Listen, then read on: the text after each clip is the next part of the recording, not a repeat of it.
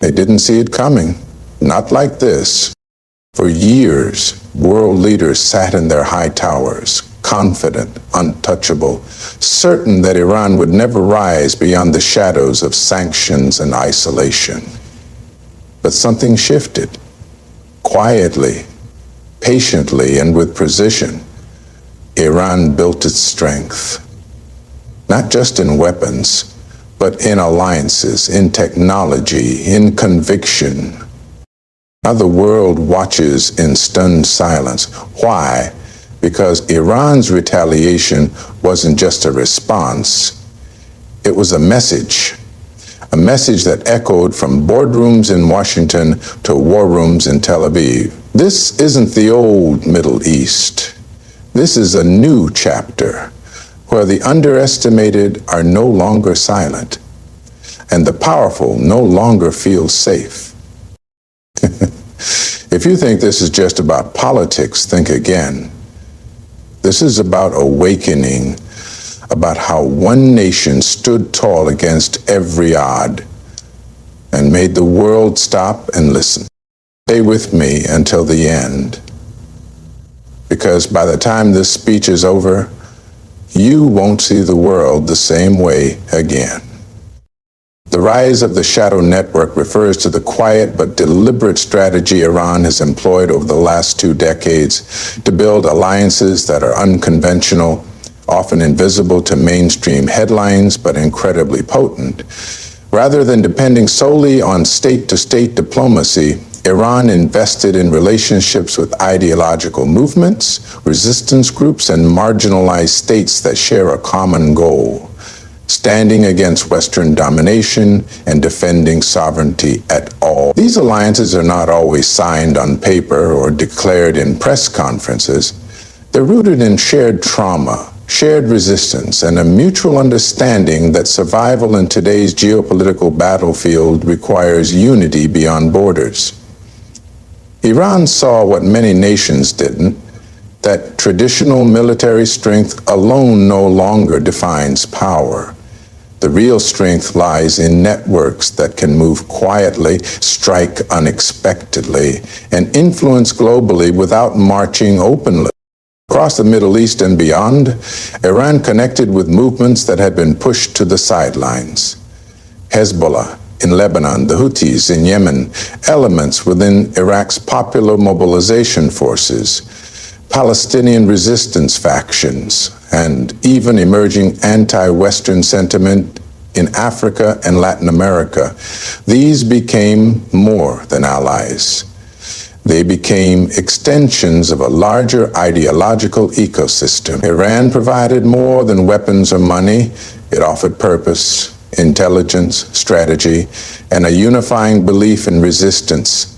This ecosystem is not controlled by Iran as a puppet master, but coordinated like a constellation.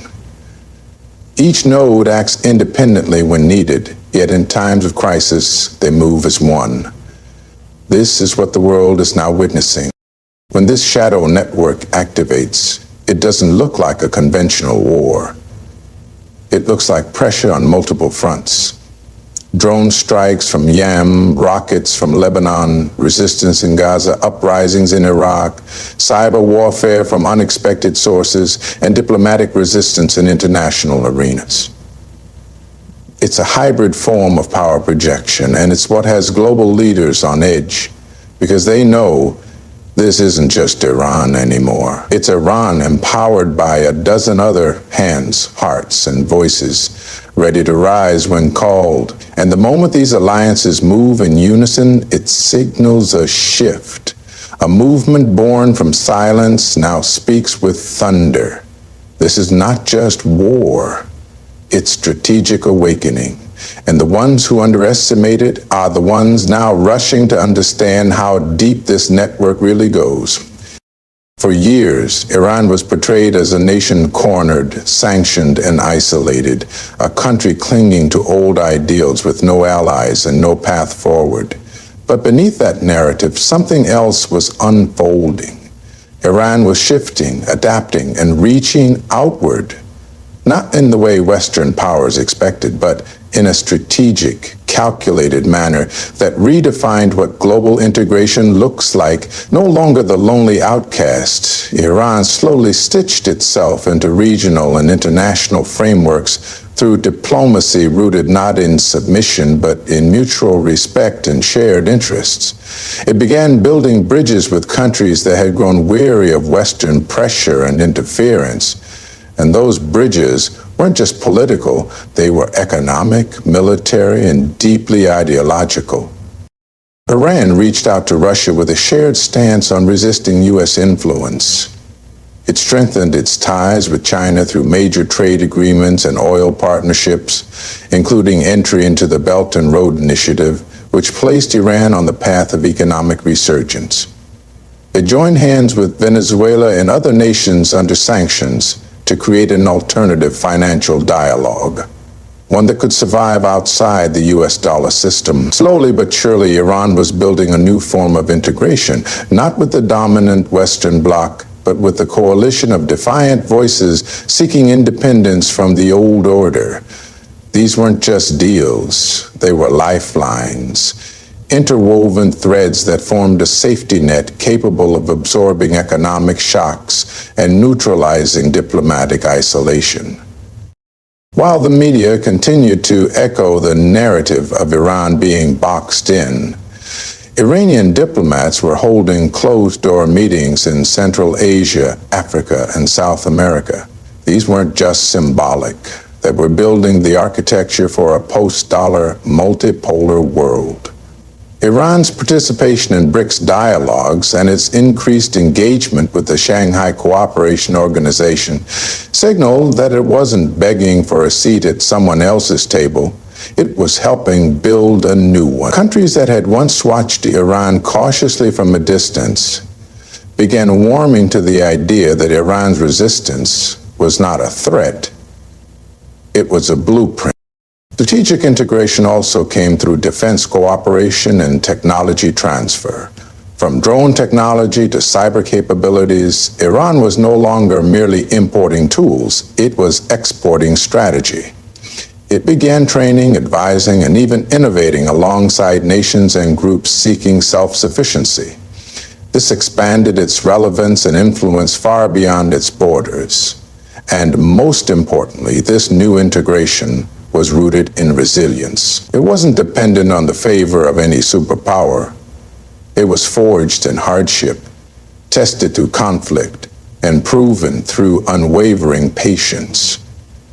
Iran did not just survive isolation, it transformed it into a new kind of relevance, one that now challenges the very foundation of Western diplomatic control. It didn't knock louder on the old doors. It built a new house entirely and invited those tired of subjugation to come inside. Iran's use of proxy forces is often misunderstood as simple outsourcing of conflict, but the reality is far more intricate and strategic. What the world calls proxies, Iran sees as pillars of a shared resistance. These groups, whether Hezbollah in Lebanon, the Houthis in Yemen, or the Popular Mobilization Forces in Iraq, are not merely tools. They're trusted allies in a broader ideological and strategic alliance. Each of them brings regional knowledge, localized influence, and combat experience tailored to their terrain. Iran doesn't just hand over weapons, it shares intelligence, operational tactics, and long-term vision. This network of forces allows Iran to extend its strategic reach without ever crossing a border directly. It is a playbook of asymmetric power where precision and unpredictability replace brute military strength. The genius of Iran's relationship with these groups lies in their decentralized coordination. They do not operate under strict Iranian command, but act in synchronized spirit. When tensions rise or threats emerge, these forces respond in their own localized ways, but the timing, the messaging, and the impact often echo across regions. This creates the illusion of spontaneous eruptions, when in fact they are part of a larger strategic rhythm. And this is what truly unsettles global powers. They cannot pinpoint a single command center, nor can they easily predict when or where the next ripple will strike. Iran has built a storm with many eyes and many arms, each capable of creating turbulence in different arenas simultaneously.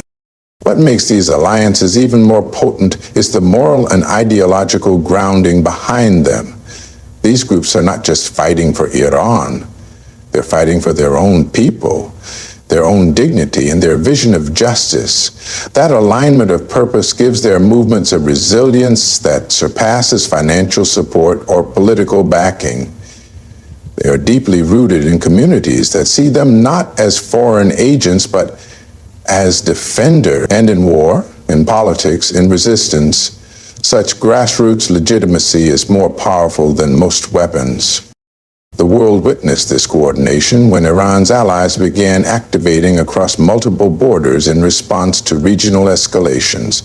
Rockets launched from Lebanon, drones from Yemen, militias mobilizing in Iraq, and cyber messages spreading across social platforms, all moved in harmony without a single Iranian soldier on the ground. This is asymmetric warfare elevated to a level that no conventional army can match. It's hard to bomb out a network that lives in ideology and breathes in unity.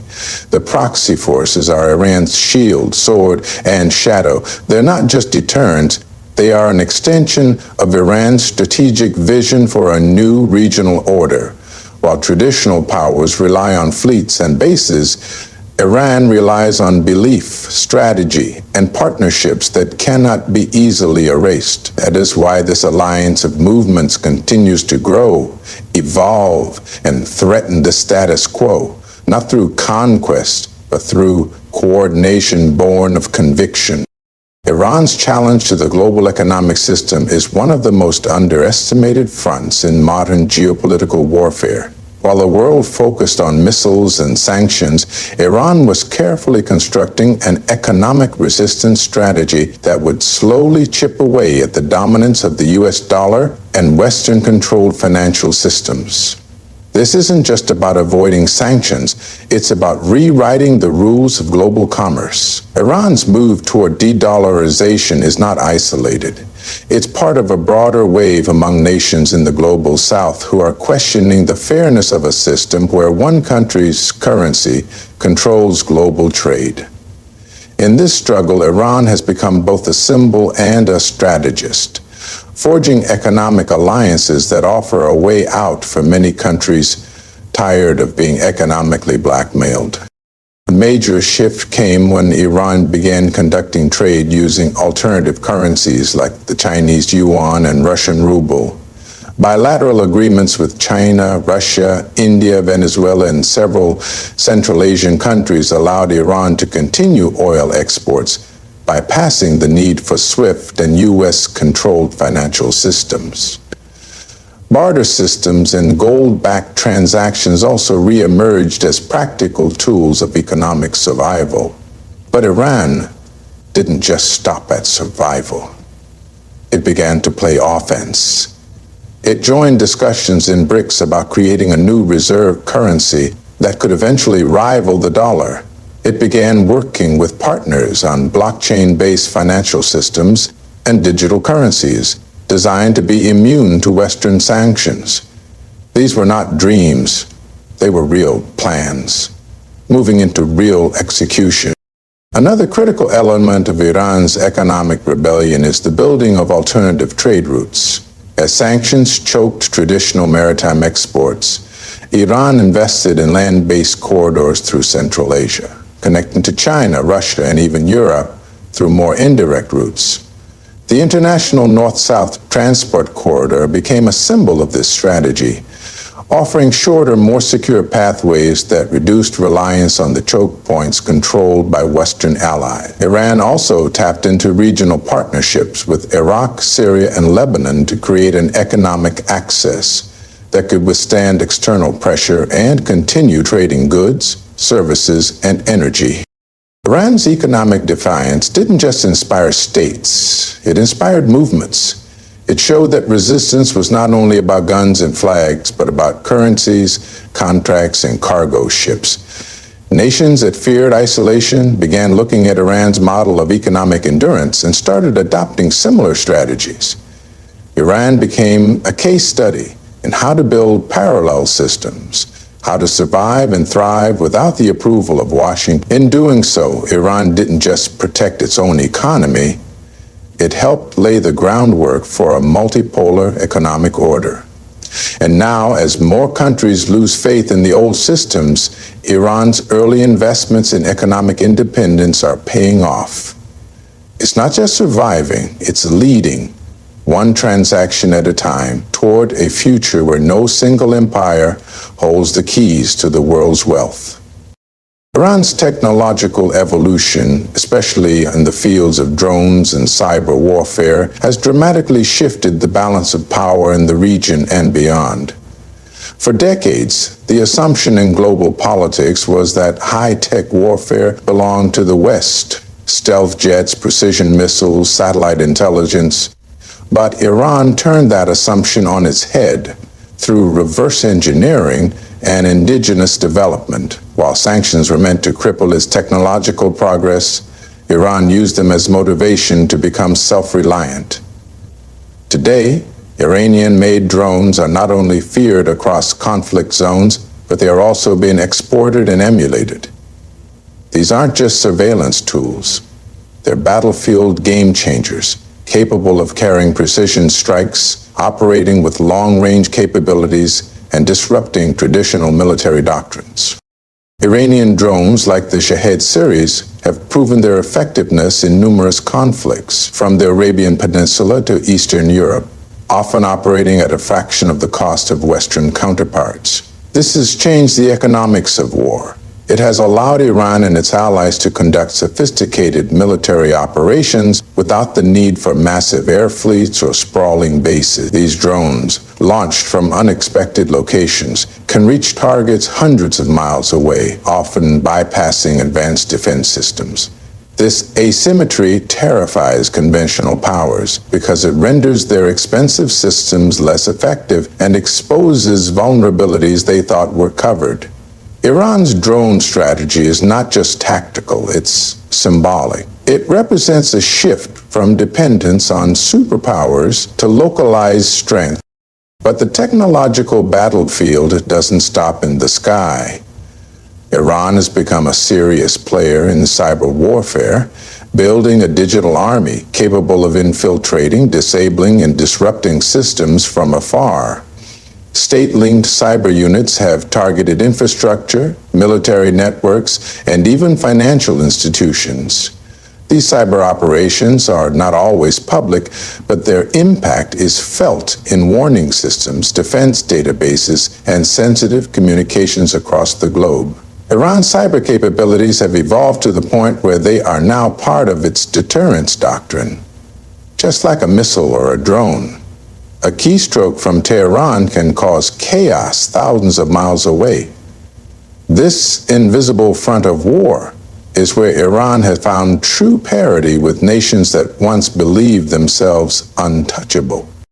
What makes Iran's technological ascent more impressive is how it has shared this knowledge with its allies. Resistance movements across the region now deploy Iranian-designed drones and rely on Iranian cyber strategies. This has created a ripple effect, empowering smaller forces to stand toe-to-toe with larger militaries.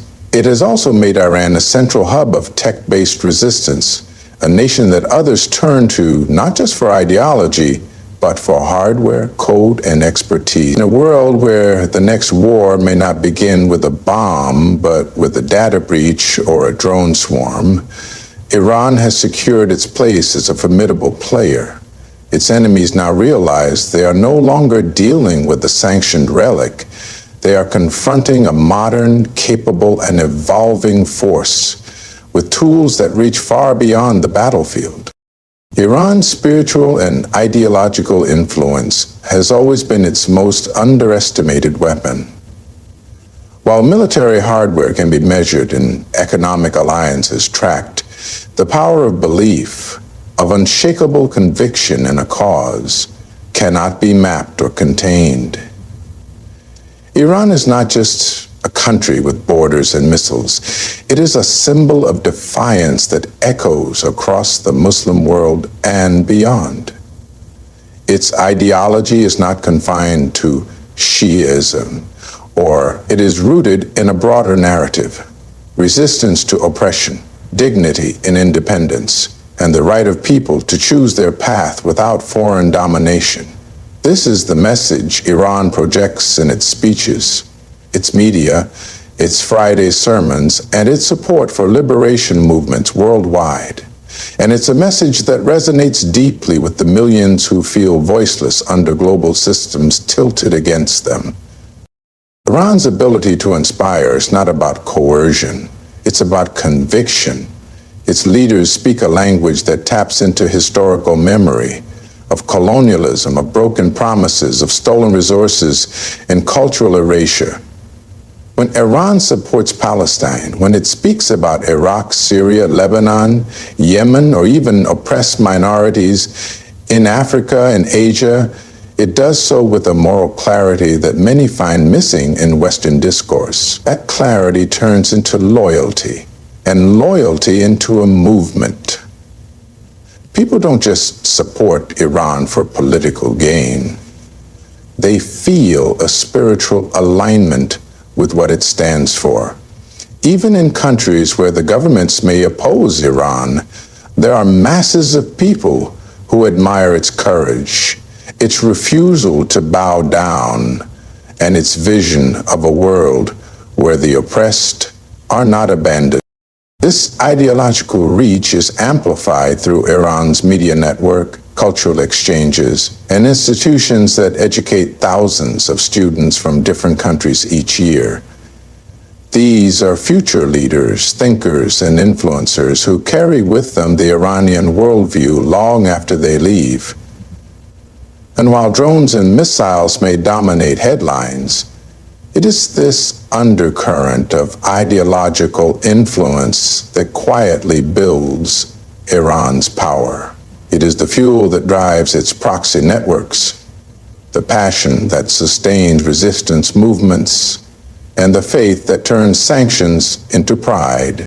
What truly alarms world powers is that Iran's ideological model cannot be bombed or sanctioned out of existence. It survives in mosques, in poetry, in political art, in student debates, and in the hearts of everyday people who may never visit Iran, but see in it a beacon of standing tall. It is this intangible yet unstoppable force that turns a regional power into a global symbol. Iran's spiritual narrative has become a thread that connects the struggles of people across continents, not by enforcing conformity, but by honoring dignity. And in a world where narratives win hearts before armies win battles, Iran's voice is growing louder, more defiant, and more unified than ever. What we are witnessing is not just a regional confrontation. It's the unfolding of a global shift.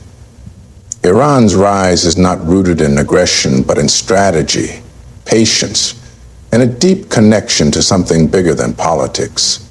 It's not just about missiles or militias. It's about independence in thought, resilience under pressure, and the refusal to kneel before powers that once dictated the fate of nations without question, whether through its silent alliances, economic defiance, technological evolution, or ideological depth. Iran has proven that true strength isn't measured by how loud you roar, but by how firm you stand when the world expects you to fall. As leaders scramble and world powers recalculate, one thing is certain: the balance is tilting, and it's tilting toward those who stand for themselves, their people, and their principles. Iran didn't just retaliate. It reminded the world that it's no longer a spectator in its own story, and that is what truly shakes the halls of power. Good luck and thank you message. To everyone watching, thank you for giving your time, your focus, and your open mind. The truth is often buried under noise, but today you chose to listen. May you continue to seek, to question and to stand for what is right, even when the world stands against you. Stay strong, stay wise, and may you always walk with courage. Good luck, and may peace and clarity guide your journey.